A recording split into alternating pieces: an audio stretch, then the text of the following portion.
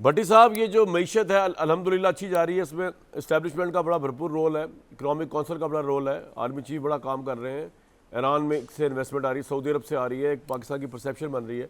तो ये अगर इंशाल्लाह अगर बढ़ता गया तो फिर तो पॉलिटिकल टर्मोइल नीचे होगा और फिर आई थिंक इमरान खान के पास भी ऑप्शंस कम रह जाएंगी।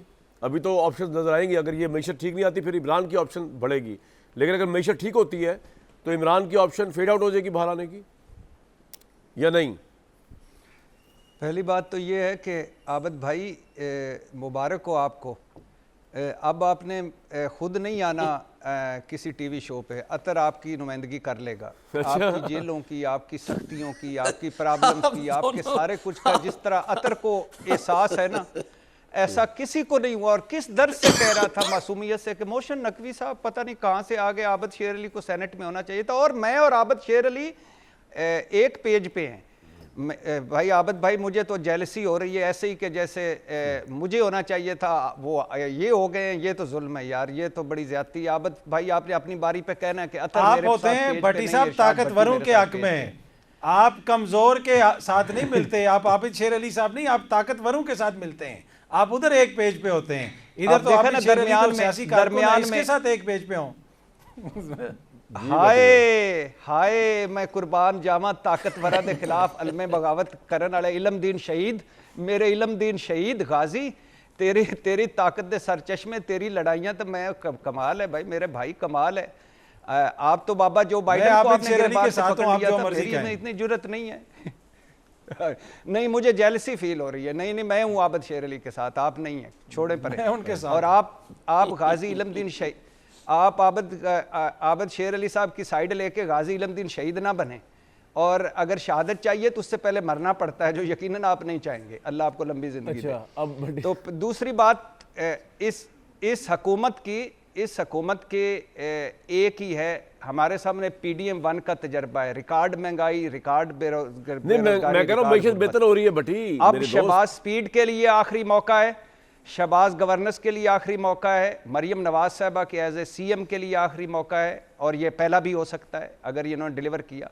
और अगर इन्होंने डिलीवर किया, जो कि अब मुझे बड़ा नैरो मार्जिन है कि IMF की अगली शराइत जो आने वाली हैं, जो IMF ने अब मुझे बताएं कि 4 तनख्वाहों का बोनस किस अक्लमंद ने कहा था कि बैंक कमर्शियल बैंकों से 23% पे कर्जा लेके 4 तनख्वाहों का बोनस दे दें? किस अक्लमंद ने कहा था कि आप 24 अरब की ग्रांट ले लें? किस अक्लमंद ने कहा था कि गवर्नर बलीगुर रहमान खत लिखे और आज मुस्तहिक आज चीमा के बच्चों की फीसें माफ़ करते? किस अक्लमंद ने कहा था कि PIA की फ़्लाइट जद्दा जाने के बजाय पहले मदीना उतार लो और लाहौर इस्लामाबाद आने के बजाय पहले लाहौर ले जाओ? किस अक्लमंद ने कहा था कि आटे के थैले पर नवाज शरीफ साहब की तस्वीरें लगा दो? और दूसरी तरफ ख्वाजा आसिफ साहब बता रहे हैं कि नवाज शरीफ साहब को हम इसलिए नहीं ले गए सऊदी अरब कि ये ऑफिशियल दौरा था और वो एक नॉर्मल सिटीजन थे।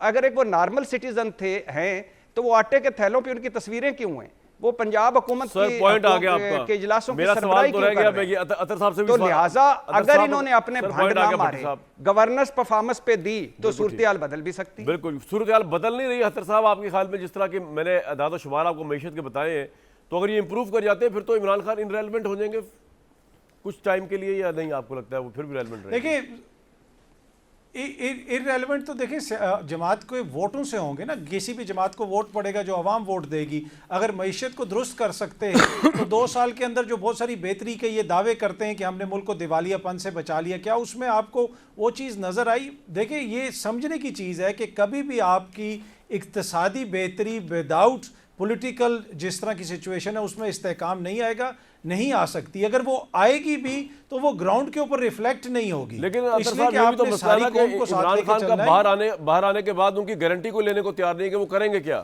और क्या वो मजीद पॉलिटिकल टर्मोइल तो नहीं करेंगे? पाकिस्तान में जी मिसिंग पर्सनस हमेशा एक इशू रहा, उसके केसेस पे फैसले भी आने वाले हैं। तो मैं थोड़ा आपको सिर्फ ये ब्रीफ कर दूं इसके ऊपर कि मिसिंग पर्सनस और लापता अफराद के अंदर डिस्टिंक्शन पूरी दुनिया में की जाती है, सिर्फ पाकिस्तान ऐसा मुल्क है जहाँ नहीं की जाती, खासतौर पर मीडिया के ऊपर।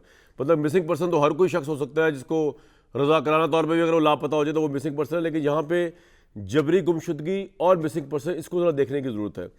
मतलब अमेरिका की रिपोर्ट है मेरे सामने 2021 की, उसके मुताबिक 5 लाख से ऊपर अफराद जो थे वो लापता हुए, लेकिन वो ज़रूरी नहीं कि वो जबरी गुमशुदगी के ज़िम्मन में आए। इस तरह बरतानिया की 2021 की रिपोर्ट है जिसमें 2 लाख से ऊपर जो है अफराद लापता। अब पाकिस्तान का मसला जो है मिसिंग पर्सनस का वो थोड़ा सा कॉम्प्लिकेटेड है। इसमें दहशत गर्दों की हलाकत, दीगर ममालिक में लड़ने के गर्ज से जाने वाले अफराद, अफगानिस्तान और दीगर ममालिक की जानिब हिजरत, इंसानी स्मगलिंग, ज़ाती दुश्मनियाँ, ये तमाम चीज़ें शामिल हैं। और इस काम को एड्रेस करने के लिए हुकूमत ने 2011 में एक जबरी गुमशुदगियों का इंक्वायरी कमीशन बनाया था। इसके मुताबिक अप्रैल 2024 तक 10,203 केस रजिस्टर किए गए, जिनमें 7,901 बाय द फैक्ट्स हल कर दिए गए, यानी 77% केसेस हल हो चुके हैं।